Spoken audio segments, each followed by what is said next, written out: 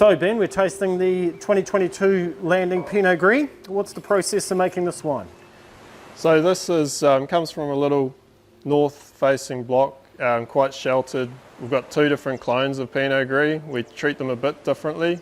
So we pick some a bit earlier, and that's for the freshness and the acidity. And then we leave some on a bit longer, which is going to give us some richness, some texture into the wine. Absolutely, and on the nose it's got some beautiful pear spice characteristics, and that palate has a real textural element which just makes it far more interesting than I would have thought. Yeah, so in the winery we use some of that later pick stuff and we put that in barrel to ferment, older barrels, so it's not picking up oaky flavours, but it's picking up some texture and it's building some mouthfeel in the wine.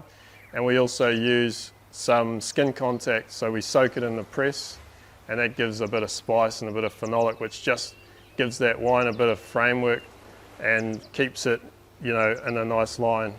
It's got a beautiful linear feel in the palate, and also almost a bit of crunchiness, which makes this wine far more versatile, I think, than your average Pinot Gris, doesn't it? I mean, this is going to match all sorts of foods, whether you drink it by itself as an aperitif, whether you have it with seafood or any sort of entree.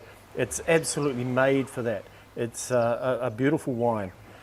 Yeah, I think it is quite versatile. It is quite dry, but it can handle a little bit of spice in the food as well, so it does make it a very good option, for a lunchtime or a entree type option.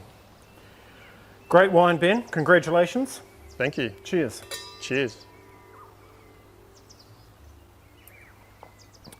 That's good, eh? That's very good. Wow.